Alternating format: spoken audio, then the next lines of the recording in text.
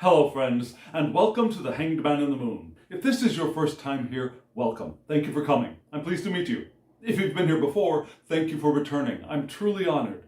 Friends, if you are a returning visitor, you certainly know that this is my series in which I use tarot and oracle cards to explore topics related to living the intentional life. And before we get into the spread that has been so beautifully presented to us, let me ask you a question about evolution. No, I'm not talking about the kind of evolution that went from amoeba, single-cell organisms, to multi-celled organisms, to dinosaurs, to mammals, to humans. Not that kind of evolution, but our personal evolution. Do you recognize that you evolve as an individual? Do you recognize your evolution from when you were a child to when you were a teenager? Or perhaps from when you were a teenager to now? Or perhaps even from last week to today?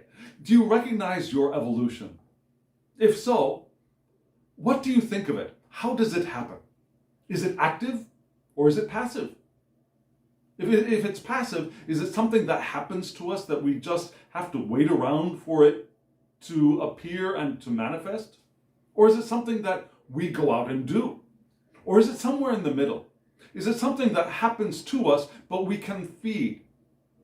This week's Tarot and Oracle spread, I think at this moment is pointing us in the direction of asking us about how we evolve as intentional livers, as people who live intentional lives. So friends, here's what we're going to do. I've decided that this is going to continue to be a two-part series. So in this part one, what I'm going to do is I'll show you the whole spread, and then we'll take it bit by bit. We'll look at the first bit, we'll look at the second bit, and then we'll end this video. And then in part two, we'll begin again with the third bit and then the fourth bit, which is the read of the entire spread. Does that make sense? That's how we're going to proceed. So first, let me show you the full spread right now.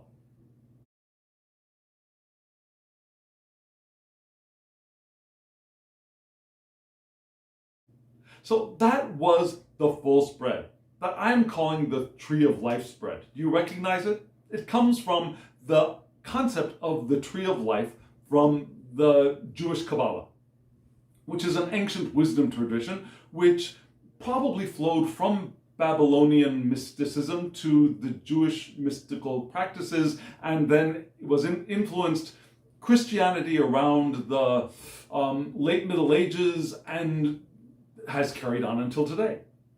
And that Tree of Life is broken down into Sephiroth, I should say, and into pillars and into triangles, and we're going to break it down into the triangles in just a bit. But that was the full Tree of Life. What do you think? What did you think of that spread? It's pretty intense, right? It takes quite a bit of intellectual and spiritual energy to read a spread like this. And we're going to do our best to take it on this week as well. So, what did you think? I know it's difficult to see because it's a vertical spread and you're probably watching on a horizontal screen. That's why we're breaking it down into sections. And so, just in case you don't really understand what this spread is about, I've got a video on that, yeah? I did a video explaining the spread, and I gave a sample reading of the spread with just one deck of cards. And if you want to see that video, I'll put a link above me here. You can hop over and take a look at that video and get a sense of how this spread reads. Also, you noticed that there were several decks at play in this one spread, right? So if you want to see the names of the decks and the creators of the decks, there will be a video at the end of this. Actually, I'll put it at the end of this video and at the end of the part 2 video. So you can go check out the decks and see if you were interested in purchasing one or all of them. There will also be links below if you want to go check them out too. So there's all that information available for you at the end of this video and below in the description box. So, what are we going to do now? We're going to look at the first triangle, the supernal triangle of the Tree of Life. Here we go.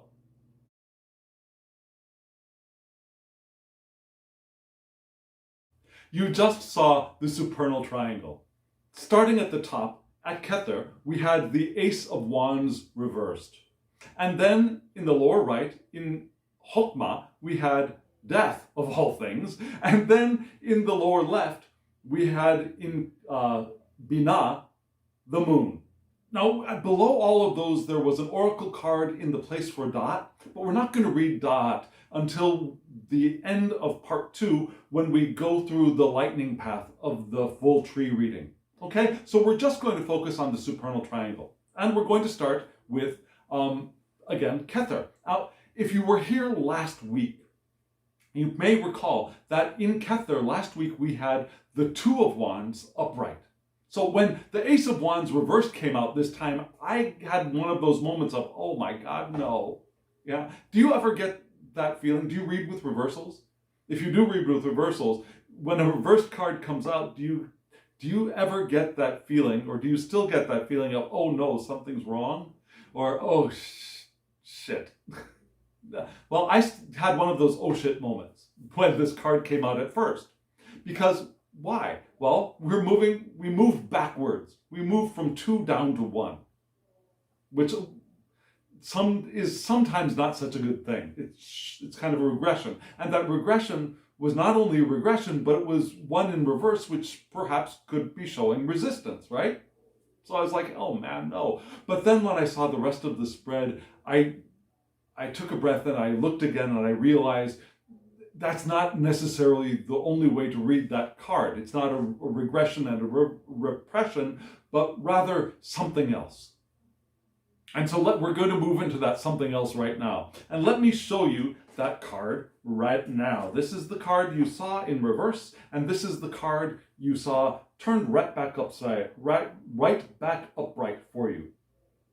Here we have the Ace of Wands, and you see the hand coming out from the cloud, which is very reminiscent of the Ace of Wands for both Tarot de Marseille and also from Pamela Coleman-Smith's art with the Smith Waite deck, right? The hand coming out through the cloud, holding up that singular wand. But this one is grasping a plant growing up from the ground, right? And you can see the fire behind the plant, the beginnings of the fire energy of the fire suit. And at the top of the card, we see this radiant sun, this very symbolically drawn radiant sun. And I say this every time I see this card, the Ace of Wands, I think of a sunflower. It looks like a symbolic sunflower. Now, if you really look at the card, you see that the plant and the sun are not connected. But that's exactly where my mind goes. This is a sunflower, which is perhaps because I'm a Leo. And oftentimes Leos are associated with the Queen of Wands, and the Queen of Wands symbol is the sunflower, and so I like sunflowers. I also liked sunflowers before I knew that, but you know what I'm saying. So I think sunflower, even though it isn't a sunflower. It's a plant with a radiant symbolic sun behind. And at the bottom, you can see that we have associations here. Now we have Aries and we have the planet Mars. Why do we have Aries and the planet Mars? Well, because the Ace of Wands points to the Aries decadent of Aries and its subruler Mars, from which the cardinal aspect of cardinal fire's vital attributes enter our world. Yeah, supersized Aries. Aries coming out of the gate without any distraction, without any energized, but not defensive or overly aggressive, just balanced and moving forward. Which is wonderful to have here in the spot for Kether, right? The monad, place number 1, card number 1. What a perfect match. But this one was reversed, right? So because it's reversed, we don't have the addition or the emphasis of Mars in Aries, but rather we have a similar. We have Mars in Mars's other sign, which is Scorpio. Scorpio, I am a Scorpio ascendant, just in case you're curious, so I like Scorpios too. We have Mars in Scorpio as well. So we've got Mars in Aries, Mars in the Aries decadent of Aries. That's really powerful there. And also Mars in Scorpio. Also a powerful match. So This is in the place of Kether. What is Kether? Kether is the crown of the tree of life. Kether is Zohar. It's the most hidden of things. It's the things that we cannot grasp. It's beyond and above our human mind's ability to comprehend. It's the primal stirrings of the Ein Sof, of the infinity. It's the arousal of desire to begin creation, but it hasn't started moving into that. It's still that pure potential. It's a potential for content, potential for creation, but it's formless. And as such, it's passive, but still the stirrings of activity are there. It's that presentient stirrings. Have you ever felt like I've got an itch to do something, but I don't know what it is? Not this kind of itch, but I've got this itch to do something or to experience something, or I've got this itch and I can't even put an image to it or a feeling or a word to it, but there's this thing I feel that's what the Kether is. Yeah? And so this card coming up reversed in this spot is significant. Why is it significant? What does it mean? Well, Ace of Wands in reversed tells us several things. Well, let's start with Mars in Scorpio. Mars in Scorpio is intuitive. It's persistent. Yeah? It's that crystallized emotion that is laser focused and driven and pointed and ready to act and ready to pierce. But intuitively, there is a strong intuitive sense. And that's kind of that Kether feeling, right? That's I can't put words to it. I can't put thoughts to it. There's this intuitive piercing thing that I'm feeling that is driving me, but I can't feel exactly where it's driving me yet. Yeah? That's kind of what this is telling us about. That's one way to start imagining living an intentional life. Yeah, when we live an intentional life, we're on this powerful current of intention that's moving us in the direction of those things that we've created for ourselves, and we've placed out vibrationally on the current, on the course of our river. And when we're open, when our sails are furled, when we are feeling love, gratitude, and joy, or something close to that, we have full access to that power of intention moving us forward. So there's that sense of openness and freedom that we want to move in the direction of, but also in there, it's not a completely passive openness. Yeah, there's that drive that's there. There's the power that's helping us move forward, yes, but there's that eternal nascent spark of desire that is moving us and that is keeping us interested in our movement forward. Right? Does that make sense? I think that's what this card is here to remind us of. Now, there could be ideas of premature terminations, of long desired plans, but I don't think that's what this card is here to remind us of. I think this is here to remind us of our will, that our will is still free to focus on our desire, to make preparations, to clear away obstacles so that when the new thing does appear, there's space for it and we're ready for it. Now, this card is here to remind us that we can dedicate this moment to projects that will get us started in a new direction when the time is right. And so in this Kether, this space of the incomprehensible, this pre-cognizant spark of potential that is ready to start bursting into manifestation, I think this card is a perfect thing to appear for us. Yeah? It makes sense, doesn't it? That our suggestion is here to make the preparations, Get ready, because there is that spark there that's itching to start movement forward into manifestation. And that's how we live our intentional lives, within this space, I think, whether we're aware of it or not. And so this moves us from Kether into Chokmah. And in Chokmah, like I said, we got death. And this is a beautiful death card. You see those skeletons above, right? You see the figure in the open grave, the dugout grave, and that figure is wrapped around by a kind of dragon serpent. And that dragon serpent appears to be sucking the breath. And breath, Numen, is a way of indicating spirit, right? The divine breathed spirit into the first humans when the first humans were born. Yeah, spirit is part of breath, and spirit are linked symbolically. So this serpent is drawing this breath, drawing the spirit out of the physical form.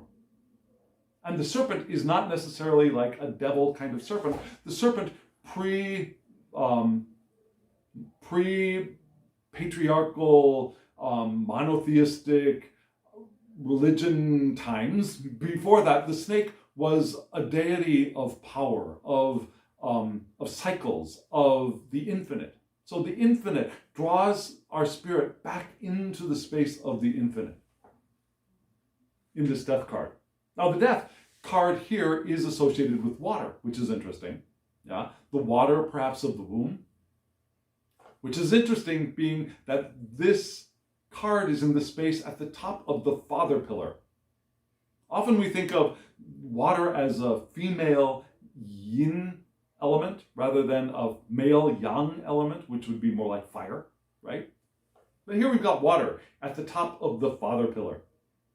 And the death card, number 13, is associated with the 13th letter of the Hebrew alphabet, which is Mem. And Mem represents the womb, the waters of life, interestingly, right? Water of life for death. It's also Iwaz, the rune Iwaz, which is the rune for the yew tree. They used the yew tree to make bows. So it's the tree of flexibility, the tree of bending and not breaking, but also the tree of the hunt, the weapon. Also, we have things like wisdom, endurance, protection, and initiation for Iwaz. So what do I think? Well, of all of those diverse associations for Iwaz, I think wisdom, because guess what? This card appeared in the Sephirah of wisdom. So we got wisdom in wisdom. That makes sense. Protection and initiation. Now, from that potential, here we're moving into the initiation for the journey of the acolyte, the journey of the movement towards mastery, right? That's what initiations are for. So, in this space of Chokmah, we have the death card. Now, what is Chokmah? Let me give you a little bit of that. I told you Chokmah was wisdom, right? It's the top of the pillar of mercy.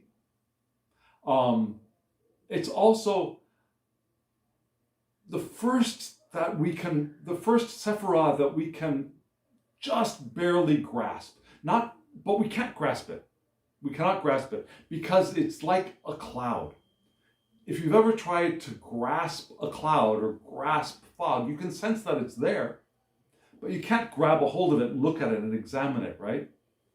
That's what Chokmah is. We sense that it's there, but there's no form to it. There are no boundaries. It's just boundless energy, formless energy. It's the All-Father, by the way. The monad splits into father and mother here. Father is Chokmah, mother is Binah. Father pillar, mother pillar. So boundless impulse of creation. But again, there's no boundary, there's no form. It's just that impulse. The breath of power, the breath of the power of God, of life, the pneuma is here. And here we have one creature sucking the pneuma out of another creature, but it's that idea of remembering the pneuma. I think that is important here.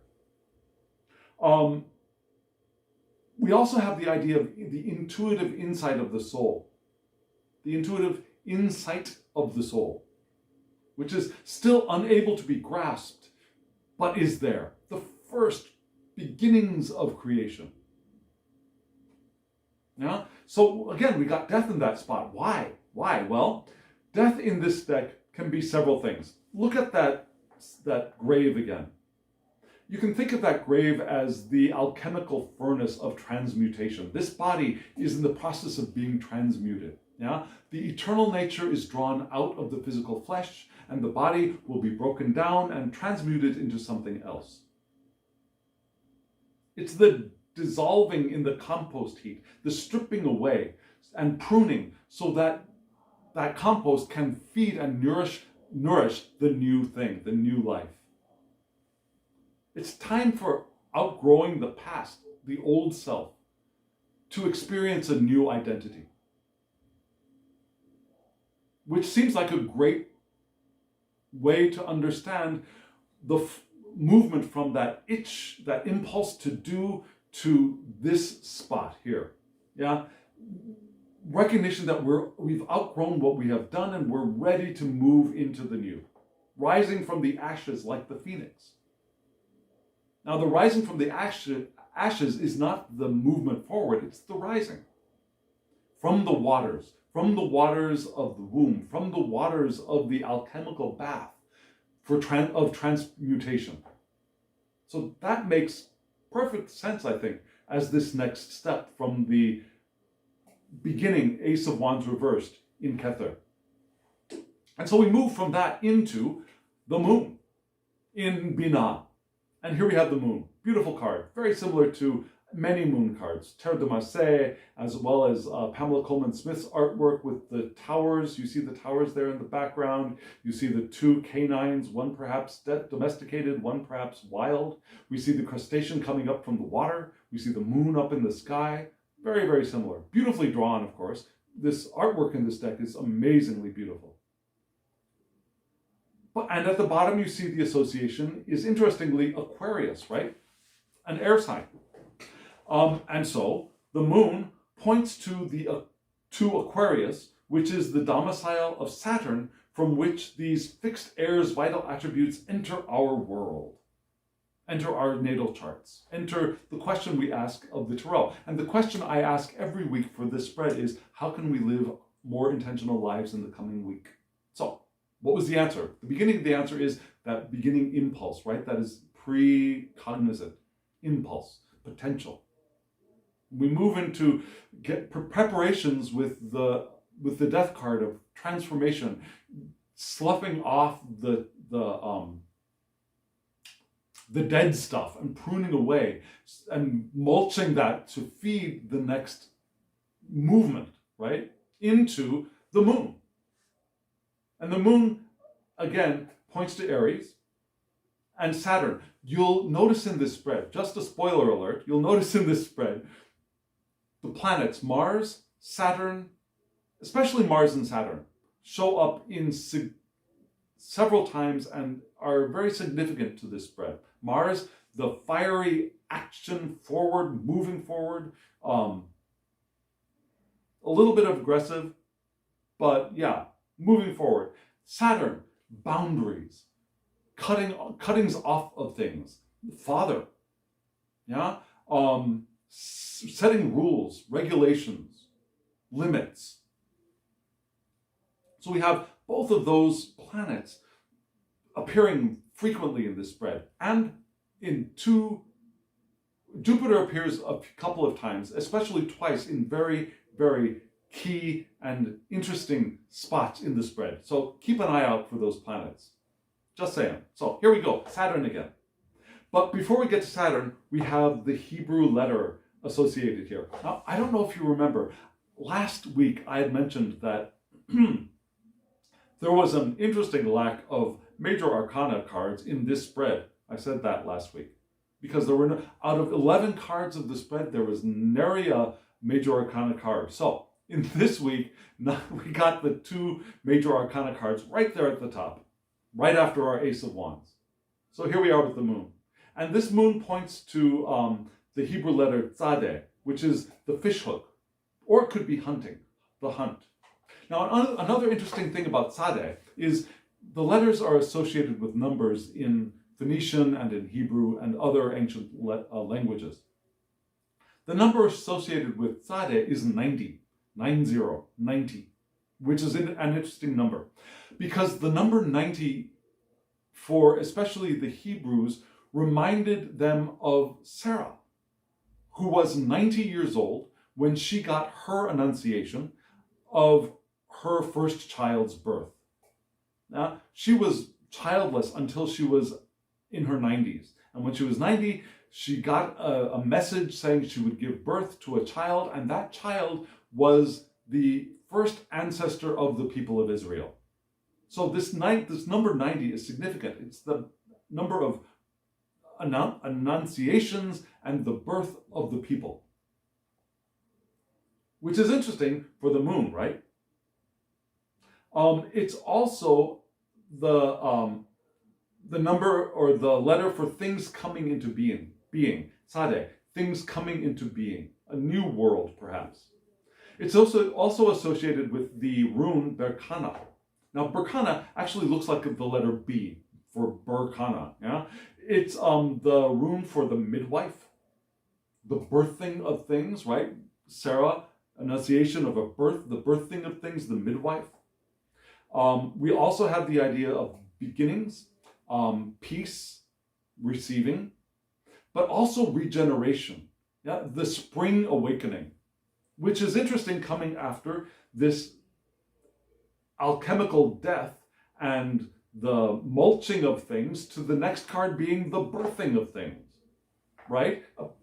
Absolutely natural flow here into Binah. And what is Binah? Binah is understanding. It's the top of the mother pillar, and we can associate Binah also with perhaps Sophia, the divine feminine, which comes and creates matter. A co-creation with the divine masculine, with the monad, but still, it's the divine mother that births matter into existence, that gives matter its form, which is interesting. And we have yin energy in Binah. We also have the womb of creation. We have energy that is received and given stabilized form here. Binah is not formed, but it gives form to the other thing. It's the next step into formation. After this, form begins to flow into Malkut. You can also consider this as like a hall of mirrors. Why do I say that? Well, when we think of Chesed, Chesed is that is like light. It's the energy that is boundless and formless and radiating everywhere. That energy enters as light into Binah. And in Binah, that light bounces off all of these mirrors, not real mirrors, but these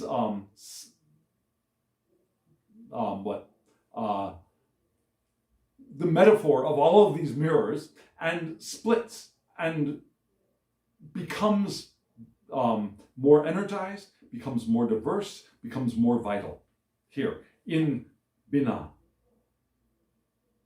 It's also the engine that translates the energy of Chokmah into power, which flows through the rest of the tree. Because again, Chokmah, the energy is diffuse. There's no form, there's no direction. Here we start getting direction, and that direction is caused by the engine of Binah translating that energy into the power that will flow through the rest of the tree. Adding variety, adding color, adding diversity. So it's a beautiful thing. And the moon taking that place is very interesting, because what is the moon? In this deck, the moon is the idea of perhaps instinct and intuition, at odds with each other, coming into some kind of friction, and a call for us to give attention to that, to place our awareness on the unconscious, so that we can mitigate that I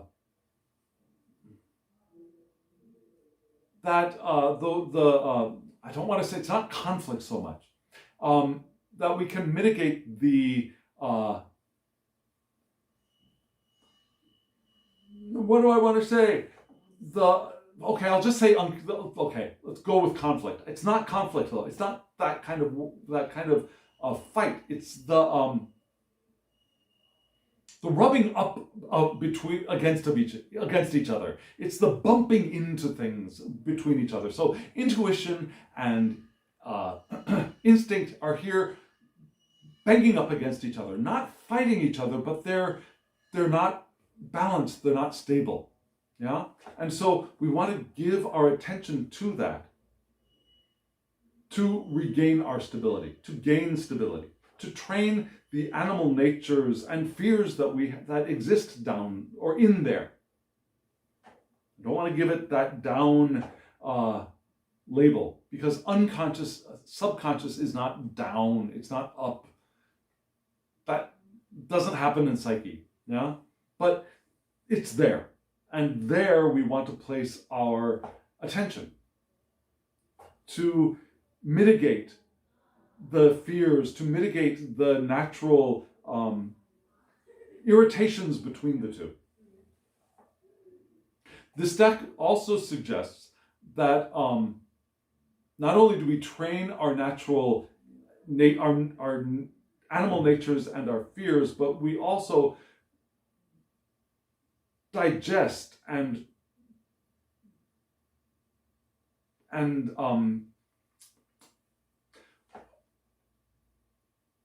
okay, stop that thought. Moving back. Not only do we manage, we give attention to our animal and fearful natures in the unconscious. Not only do we do that, we also recognize that the moon itself is there, like Binah, like Sophia, like the Divine Mother, is there, receiving the raw energy from the cosmos and doling it out to us in digestible portions, packages. Yeah? We don't get the full force of all of the raw cosmic energy here on this planet. It's reflected off of the moon oftentimes. And that sometimes the moon is full and we get larger, more energetic packets. Sometimes the moon is a crescent and the energy packets we get are smaller, perhaps more refined, perhaps more subtle. But the moon is there to digest and portion out the raw energy of the cosmos, which is a perfect thing for this spot, for Binah, being a representative of perhaps Sophia.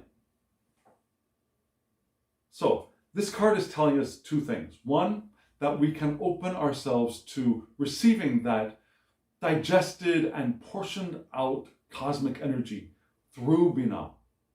We can also give our own attention to our unconscious and mitigate the unsettledness that might exist there. To find stability, and also to find that our spiritual life can be more dynamic than we perhaps realize, can be more diverse, more colorful than we perhaps had been aware of to this point. Another thing to realize with Saturn here with the moon is when we think of the 7 classical lights of the sky, now they're paired up. So usually Venus and Mars are one couple. Jupiter and Mercury are another couple. The other 3 planets are a throuple. Now the Sun, the Moon, and Saturn are paired up. So here, the Moon and Saturn are a natural pair. But what is this pair? This pair is the spirit fully merged with matter. Yeah, the moon paired with Saturn reminds us that spirit, Sophia, is here with us. This supernal triangle is not separate from us. Even though we can't conceive of it, even though we can't draw it, we can't grasp it, we can't hold on to it, it is here with us. Each of us has a full tree of life within each of us. So that supernal triangle is here with us. That spirit, that ineffable spirit is here with us. And this card is here to remind us of that as well. At the top of the mother pillar wherein Sophia resides and descends and manifests as matter. Because that manifestation as matter is not a separate thing. Sophia didn't go out there and go, there's matter. Yeah? Sophia manifests matter with her there in it, as part of it. And so the next calling is for matter to rise up and reconnect with Kether, with the monad, right? So this supernal triangle is packed with significance that is sometimes very difficult to articulate, but I hope it was understandable. I hope we can all get a sense of what this particular spread is trying to tell us. So we're going to move on to the next triangle now. We're going to move into the ethical triangle, skipping over the abyss for now, into the first downward pointing triangle. Here it is.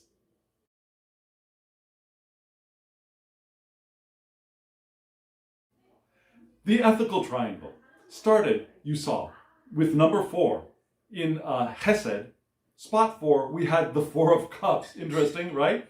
4 of Cups in Hesed. And then we moved over to spot number 5, Geberah. And there we had the Ace of Wands again. Go figure. Yeah, another Ace of Wands. Upright this time. And then we moved into the 6, the Tiferet, the heart. And here we had the 9 of Wands. So, 4 of Cups, Ace of Wands, 9 of Wands. And let me show you that 4 of Cups right here. This is the 4 of Cups. Now remember, which planets did I say that we should keep an eye on? They were Mars, Saturn, and Jupiter, right? Well, again, here's the 4 of Cups. Now the 4 of Cups, you can see, the 4 Cups, you can see at the top, well, up above the cups there are some stars, right? Those stars are the constellation of Ophiuchus. Okay, so that's my pronunciation, Ophiuchus. And we'll get to the meaning of that in just a moment. But there you can see up here and at the bottom we have associations of Scorpio, and Mars, right? Mars. Why? Because the 4 of Cups points to the Scorpio decadent of Scorpio and its subruler Pluto or Mars. I go with Mars, from which the fixed aspect of fixed water's vital attributes enter our world. Fixed aspects of fixed water. Yeah? So we have the first decadent of Scorpio here. Interestingly. So we have the domicile. Because it's an upright card, we've got the domicile of Mars in Scorpio. So supersized Scorpio and Mars. And this card, what is the spot we're in? What spot we're in? We're in Chesed, right? Chesed is loving kindness. So loving kindness. We got a doubling of the 4s, right? The 4 of Cups in the 4th Sephirah. And this is the spot of loving kindness, love, emotion, cups, water. I mean, what could be a better card? And that loving kindness is also devotion to God. It's the love of God's mercy. It's the first emotive attribute of the tree. That's the first emotional tuggings through the tree. And remember, it's emotion perhaps that we can imagine as the movement forward through the engine of Binah into power of the rest of the tree. So the first motion of power is an emotional motion of power, right? I mean, it's a standard image, yeah, 4 cups like that in Hesed. Some other attributes of Hesed are the eager and ardent desire, both for and against an object. For the ardent desire to and the ardent desire to resist. It can be both. Mutual beneficence, mutual beneficence, mercy, pity, grace, favor from God comes through here. Loving and charitable actions of the devout people. The archetypal ideas of creation, yeah, truth, love, goodness are here in Hesed. The cosmic laws coming into being here. The laws of fairness, peace, and order are here in Chesed. Now, they will be carried out in Geburah, but here, these are the laws. So what is the law? What is the mercy? What is the loving kindness that is offered by this tree for us today? Well, we have here the 4 of Cups. And that constellation of Theocus what is that? Well, actually, some people consider it the 13th zodiacal sign, which is interesting. I don't think it really is that, but some people call it that. It's imagined as Apollo struggling with a large snake, which is guarding the oracle at Delphi. I'm sorry, the snake is not guarding the oracle at Delphi, but Apollo, as the guardian of the oracle at Delphi, is struggling with a large snake. So protection of the divine feminine, perhaps, or the oracle of the gods. Also, it could be the priest the priest of Poseidon, called Lakun, who came and warned the Trojans that the Greeks were a-coming. Yeah? Lakun came and warned the Trojans of the Trojan horse. They got warning. But he was later killed by the Greeks, and he was fed to a sea serpent. So, it could be the one protecting the warner, protecting the oracle, or it could be the oracle who was later cast out to sea for delivering the oracle, right? Interesting, a constellation to appear here in the spot for mercy and loving kindness. Because perhaps our oracles are our loving kindness, and how do we react to them? Do we strive to protect our oracles, or do we kill the messenger? So what is this one here? Well, for us, this card is pointing to things like resourcefulness and enduring love. Now we're called to enduring love here in this card. Also, great joys are in store for us. Wonderful message for Chesed. A strong and lasting friendship is possible. Friendship between people. Between people. Lasting domestic harmony. Emotional intuitiveness and affections realized. So it's that kind of the good part of stabilized emotions, right? Yeah, 4s are stability, Cups emotions. There might be an overemphasis on the emotions here, though. Yeah, active investigation brings results. That's a kind of an off-the-wall association from the guidebooks, but there might be an overemphasis on emotions. However, if we can avoid that overemphasis, we have the potential for some wonderful things, pleasure, strong and lasting friendships, great joys are in store for us. Which is wonderful, because we just got that energy through the engine room of Binah moving into the power, and the power that we're offered here through loving kindness is the power of joy, the power of affection and relationship and harmony and emotional intuitiveness. And the emotional wisdom that is associated with perhaps Chesed. Emotive attributes of loving kindness. So we move from here, from Hesed into Geburah. And the card we had for Geburah was the Ace of Wands, here upright. And the card you see is just a wand, right? A beautifully drawn wand with the constellation in the background. That constellation is Triangulum, which is interesting. And before we get into that, let's talk about Gevurah, because Gevurah and Chesed cannot be separated from each other. They're eternal pairs. So like I said, loving kindness for Chesed. In Gevurah, we have judgment and limitation. Yeah? Strength of might. Strength, the might of God, I should say. Strength and the might of God. The power to carry out the cosmic laws that were established in Chesed is here in Gevurah. Yeah? There is a fight here, but it's a fight without malice. It spares the weak and the wounded. It's a justice. The fight to seek to ensure that the law is properly fulfilled. That is what Gevurah is. Putting motion to the ideals which were started in Chesed. It's adherence to the letter of the law as well. And perhaps restraining the natural urge to bestow goodness when that goodness may be going to someone who is unworthy.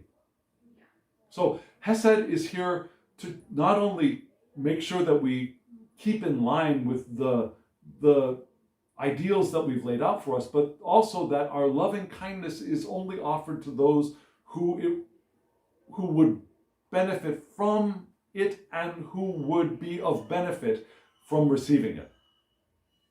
Does that make sense? Now, for this Sephirah, we don't want to show to pour bounty onto the undeserving. Now, who's really undeserving? For those of us who live intentional lives, I would say that we would probably recognize that there are no undeserving people. Now, all beings deserve love, kindness, mercy. That's part of living an intentional life, right? So, maybe we can skip over that, but we want to make sure that we are following the laws and now remember the law of love, right? The law of goodness, the law of truth. We want to follow those laws, and that's here in Gevurah.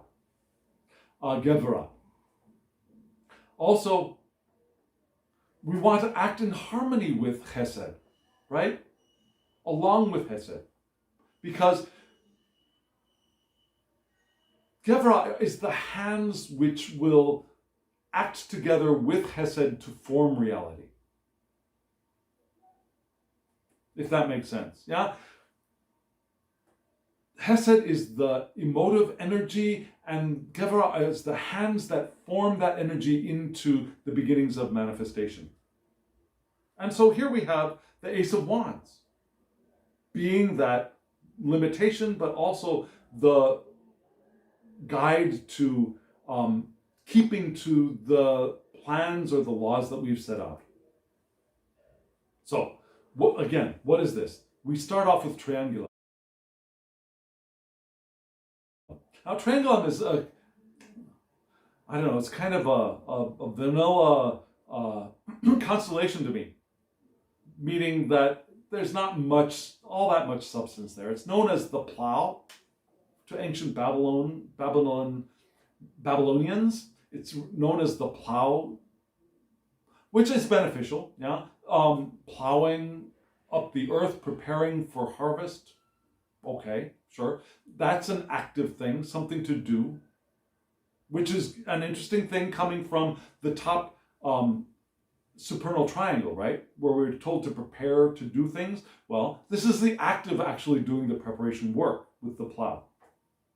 It's also associated with things like the Isle of Sicily, which is interesting, but okay. The Greeks saw it as the Nile Delta, the fertile Nile Delta. Okay, so there's fertility there, I guess. The plow, preparation for fertility. Okay, those are some possibilities. But you also notice that at the bottom we have Aries in Aries and Mars again, right? Because here as well, the Ace of Wands points to the Aries decadent of Aries and its subruler Mars. from which the cardinal aspect of cardinal fires, vital attributes enter our world. So here we have that fiery side. Yeah? We have the more female cup suit in the father pillar again. And here in the mother pillar, we've got the more masculine Mars and the Ace of Wands. Interesting. What does this card point to? It points to things like news of a business. Oh, there's a lot of business in this deck for the Ace of Wands. News of a business opportunity or activity, business activities of a mental nature. So it's activities, things that we do in the world. Movement for the things that we do in the world. For example, a business trip. A gathering to do things together, a business conference. Active intellectual pursuits. Yeah? New ventures to benefit us, to benefit our reputations, but to benefit us as well. One off-the-wall association was a telephone call. Okay. Honor gained from our mental activities. Scientific trends in business, using our mind to work in the world. Analysis in personal affairs. Yeah, we put our mind not only to the work that we do in the world, but we put our mind to our emotional relationships, our personal affairs. Also, what we do in private, right? What we do in public and what we do in private. It could be defensive action to protect ourselves. But it's that initiative to do things, to act in the world, to think about the things that we do in the world, and also to think about what we do in private. So it's those things that are going to keep the structure for that emotional joy that came from the Four of Cups, right? The thinking about the doings of things in the world, and taking the initiative to actually do them. Which leads us to the balance point of Tiferet. And Tiferet, again, is the heart. It's beauty, it's glory. And it unites both Chesed and Geburah, kindness and strength, giving and receiving. Here creation flows forth from the union of both, of strength and love. It's the divine child. It could be Christ consciousness as well, if that means anything to you. It could be a sacrifice as well. For example, the sacrifice of the cross, the sacrifice to benefit others. It also translates force into form, and form into force. Here we have a line, another line beginning between the ethical triangle and the astral triangle.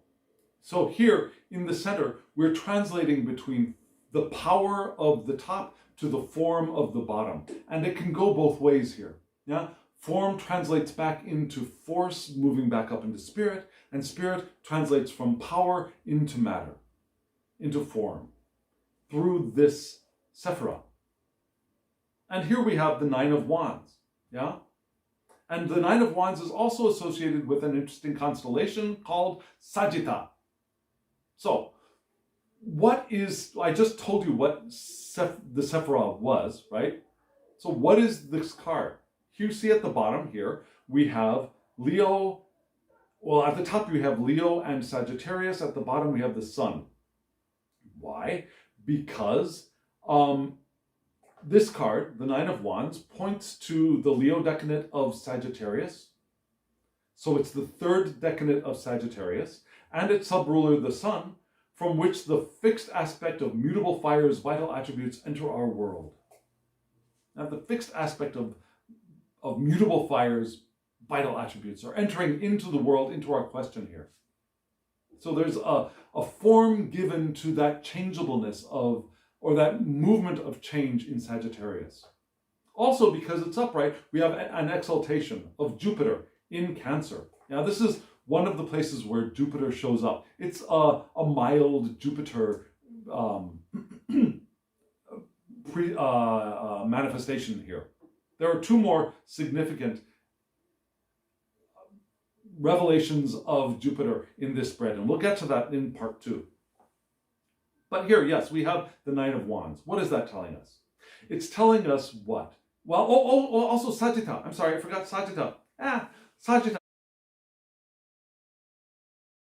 Sagitta is the Latin name for arrow, especially Hercules' arrow. And Greeks called it oistos, or Sagitta.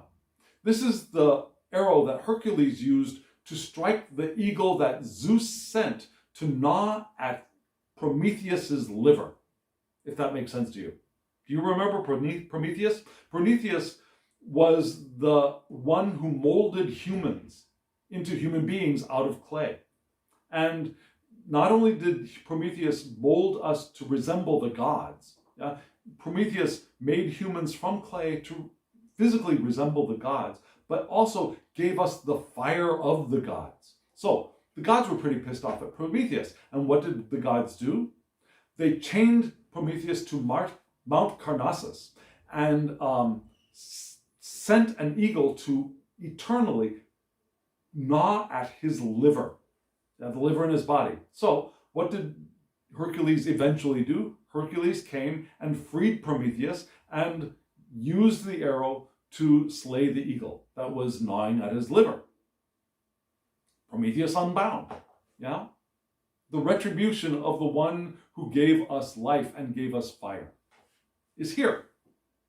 Retribution, right? Not retribution so much as freedom, the freeing, the salvation, the liberation is here in Tipreth, in the heart. Perfect place for it. Now, this card was in Yesod last week, if you recall. Now, Yesod had the Nine of Wands in it. So that's an interesting thing too. Yesod. Yesod is number 9, and it will be in part 2 in the third triangle, in the astral triangle. So it was there last week, but here it's moved up to 6. One spot up in the Tree of Life. And what is it telling us? Well, it's telling us that we have the potential for happiness. Happiness from children, happiness from success in our business, especially in entertainment business. Our knowledge of human nature can lead to our own popularity. Now, that Leo aspect of Sagittarius. Leos are popular, right? I'm a Leo, by the way. My sun sign is Leo. Also, discretion in speculation. Yeah, being discerning here. Success depends upon our prudence and our perspective. So we have that idea of wisdom giving us benefit of success, of popularity perhaps, of perhaps friendship, but also prudence in moving towards our success. We might also discover original ideas, ideas that are our own, which will promote our movement forward in success here. And because we have Jupiter in Cancer here, we know that the wisdom of beneficial nourishing is key. Beneficial nourishing, like farmer and land. Yeah, the farmer nourishes the land and the land nourishes the farmer. Of mother and child, yeah? The mother nourishes the child and the child also nourishes the mother. So that balance of nourishing and being nourished, giving and receiving is here in Jupiter in Cancer. Centered and slow growth is considered, is beneficial for us as well. We don't want to rush forward. We want to be slow and move forward with generosity here. So this is the heart of this spread, the Nine of Wands. Here in Hesed, in our beauty, our glory, the beginnings of our translation from power into form. Here comes with those ideas of our knowledge applied to our success, our happiness, our nurturing of others as we receive nourishment. I think that's a very powerful message. Don't you? So friends, we're going to stop part 1 here. And I'll move on to part 2. So what I'm going to do is right now, I'm going to show you that clip that tells you the names of the decks so you can go and get them yourself. And then I'll also put a link up here that will hop you over to part 2 if you want to use that. There will also be a link in the description box below. So friends, here we go. And whoa, drop my cards. End of part 1. And now, as always, I wish you love, joy, well-being, and pure awareness. Thank you.